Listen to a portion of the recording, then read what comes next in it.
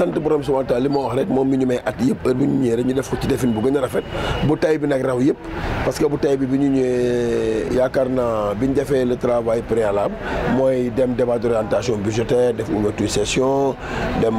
réunion commission def arbitrage budgétaire tey bi ñu ñëwee ci examen vote je crois que séance bi boo fàtte lépp matul 30 minutes c'est-à-dire je crois que c'est une première même dans le conseil municipal ñu yegg si démarrer midi balaa midi dem ñu génn salle bi dem si ñoom donc loolu mooy que le travail se fait sérieusement dans la mesure où processus bi yëpp respecté nañu ko li am solo nag mooy xayma bi mooy li nga wax rek genn wàllu milliard la ak téeméeri million ak ñeent fukk ak lu teg donc bi ñu ñëwee tey jàpp nañu ni wareef la pour que li ñu bëggoon def daaw ci club civilité mujjul antu ñu yëkkati ab kii teg ci ab lim teg ko ci budget bi pour prévoir loolu au cas où bu championnat amee ñu fexe que respecter suñu engagement boobu. beneen bi am conseil municipal bu jóg proposé ne moom li mu jàpp ni def nañ ko ci appui secours aux indigents waratuñoo topp di xaar ba nit ñi yegg fay na fi ñu dimbali leen mais dañoo war a seet weer wu ne sax suñu amee ñu mën a jàppale ñu tànn ci aw lim am luñ ci def pour que ñooñu vraiment xaw a bañ a sentir li fi nekk loolu très bien situation Covid bi kooku it proposé ñu jël yokk ci fukki millions ak juróom-ñett fekk si fanweeri millions ak ñaar ya fa nekkoon la mu yóbbu ko ci 50 millions maanaam juróom fukki millions loolu moo ci yokk ak juróom millions yi ñu prévoir pour fële bu du loolu budget bi nañ ko tëggee woon dara soppeeku ci dafa ci am loo xam ni dafa laaj sax yenn saa ay sutura ci yenn feebar yi yenn nit ñi awa am yenn maladie yi pour que buñ leen jàppalee ñu bañ koo bañ a fésal war nañoo ndax rendre compte nag conseil bi yëg ko mais du koo faj feebaram waxe ko parce que dañoo nekk ci dëkk boo xam ni lu la nit ñi xamal rek toogee la ko ci feneen ak feneen mais quand même commune bi moom foofu desu ci ginnaaw ci jàppale ay nit ñu feebar ay nit ñu war a faj ak nit ñu sonn ak yeneen ak famille yi nga xam ne sax dañuy yëkkatee di leen dimbali te lépp war am ci sutura parce que li may wax chaque jour rek du koo dimbali weer ko ci mbedd ndax nit ñoo yor njaboot commune bi nag loolu mos des mais ñoom ñooñu nañ ko yokk maanaam gis nañ ni taxawaayu maire ci loolu dafa am solo nañ ko yokk xam nga conseil bi ñoo ko wax ñëpp di ko dégg maire gis nañ sa taxawaay ci jàppale askan bi mais dañoo bëgg yokk enveloppe pour que ñi ngay dimbali gën a yokk loolu sant yàlla la te loolu day wane ne commune bi kon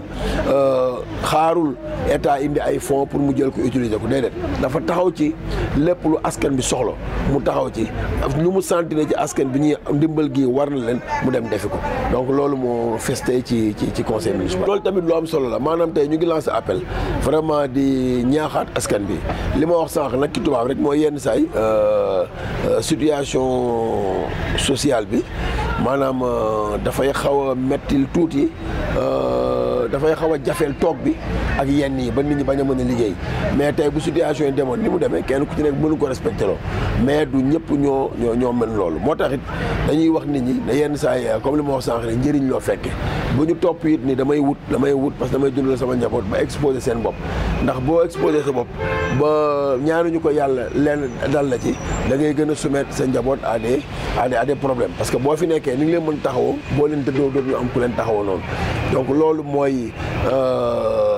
li ñu bëggoon a ñaaxe askan bi pour que vraiment daal lépp lu ñu mën ci respecter mesures barrières yi ci respecter indication yi nga xam ne waa kër docteur ak ministère bi nga xam ne peut-être am nañ information yoo xam ne amuñu ko moom ministre de l'intérieur parce que ñooy xam niveau de maladie bi des fois même pour ne pas terroriser am na loo xam ne mënuñu koo wax mais quand même jàpp naan daal damaa bëgg nga wér ak man su ma sañoon ngeen faj ma wax na ñaañooñu bu ñu waxtaanee coow mu ñu am tey ministère de l'intérieur amul intérêt pour wax kenn bul génn liggéey ministère de la santé bu sañoon population yi dañuy wër population yi bu ñu sañoon dañuy wér pour mën a dox seen soxla donc loolu bu ñu ko dajalee war nañoo mën a waxtaan autour de l'essentiel pour que vraiment ñu respecter les mesures barrières depuis 2014 bi ñu ñëwee li may wax sax waa SAPCO yi suñu benn doyen bu nekk foofu yàdd moo dirigé woon délégation bi ñoo xamal ñu ne këru SAPCO yi am na ci yu taaru këru Thiès noonu même chose ay R+1 R+2 mais monsieur le maire kër yi amuñu ay këyit maanaam ca conditions yi ñu ko jëndee woon ci acte de vente te lañ tabaxee dem état bi tam arrêté wu leen ñu continué ba ñoom ñëpp ñu ami kër man ma jàpp ni ku ñu war a donn da nga war leeral sa ginnaaw bi mooy waroo mën a bàyyi kër goo xam ne amul këyit bàyyi ñaari soxna bàyyi ay doom bu ëllëgee Sénégal pour nga am fii certificat d'héritier nga am certificat de mariage bu pare ñu seeti këyitu kër gi maanaam yooyu bu dajewul tey day doon problème pour que nga mën a dimbali kooku njabootam bu leen bàyyee ginnaaw dañuy am problème yooyu yëpp nag bi mu dajee ñu ne nag kon suñu rôle en tant que mairie en tant que institution mooy jóg dem seeti ñi difficulté ñu am ñu réglé ko ci booba la ñu intervenir woon dossiers yi ñu am ay difficulté ay conflit de compétence kii ko war def ci waru ko def mais ba mu demee ba leer te ni nañ réunion léegi nag dinañ jàllale communiqué de presse wax ñi képp koo xam ne déposé woon nga fi depuis 2014 jàpp ni sa kër amul kayit te nga nekk ci domaine national bi na leer sa kër amul kayit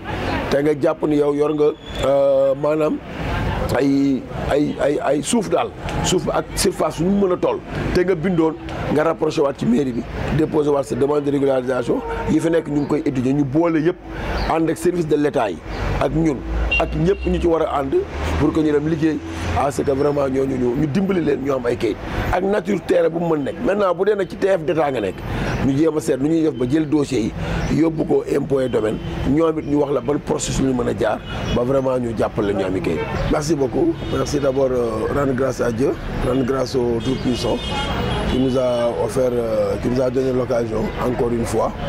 et pour notre 6e session de voter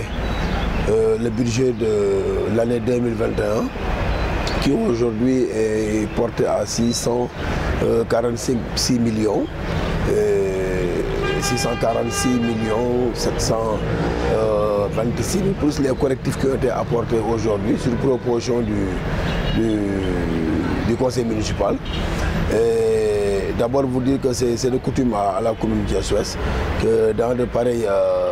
occasions que l'on puisse lire encore une fois la grandeur du conseil municipal. Vous avez vu que tout a été fait au préalable et on n'a même pas fait 30 minutes dans la salle et épuisé tout l'ordre du jour. Vous avez vu que le maire qui propose le budget l'avait pris en compte. Mais aujourd'hui en conseil, des conseils municipaux sont levés pour accentuer encore les interventions sur ça, pour demander au maire de renforcer cette rubrique pour que l'appui destiné aux populations et surtout aux sinistrés ou aux impactés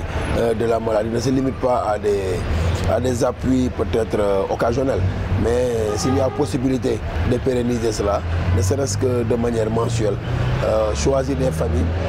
à appuyer dans la commune pour vraiment amoindrir les dégâts causés par la maladie et atténuer un peu les souffrances des populations. Et vous avez prévu 50 millions? Oui, nous avons prévu 50 millions. C'est porté, au début c'était 32 millions, mais aujourd'hui le conseil l'a porté à 50 millions pour vraiment augmenter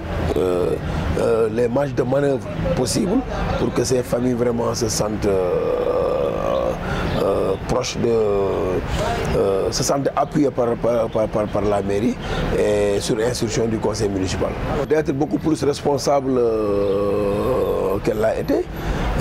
C'est une population peut-être très mûre, mais vous savez, des fois c'est des situations sociales ou bien des trucs qui peut-être font que les gens ne peuvent pas strictement respecter les mesures barrières, mais quand même on les rappelle que cette maladie est encore là et elle est beaucoup plus virulente qu'elle l'était, mais il faudrait que les gens soient beaucoup plus conscients et un peu les renvoyer au Wolof qui disent njëriñ la fekkee. Il ne faut pas que les gens aussi oublient que même dans toutes les circonstances, on peut vraiment se rappeler de ces mesures barrières, les prendre en compte dans toutes les activités pour vraiment échapper à cette maladie qui aujourd'hui continue à faire des ravages et qu'on aimerait vraiment que nos populations s'en sortent vraiment saines et sauves. Ça a été un projet de 2014-2015, depuis qu'on était là. On a vu que dans certains quartiers, et je pense citer quelques, Thiès Nord, Sapco, Dakar 1, Dakar 2, une partie de Mbour 4,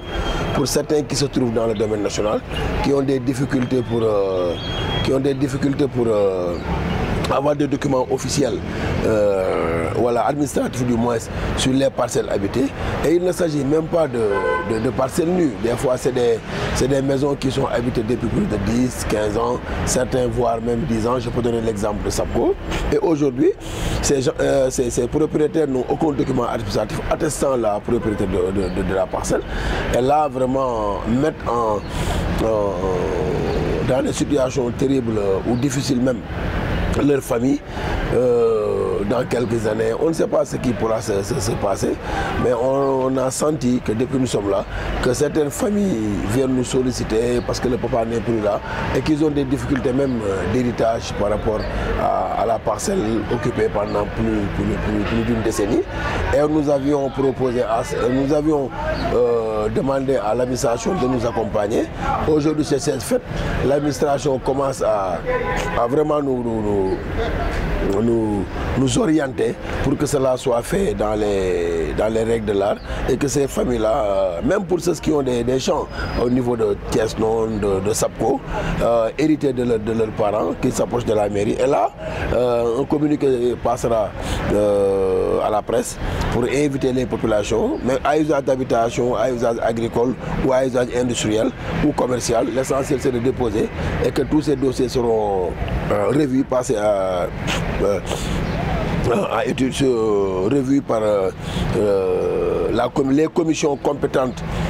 pour le faire. Et je crois que l'affaire aura une issue vraiment heureuse pour les populations parce que ça a été leur demande de tous les jours.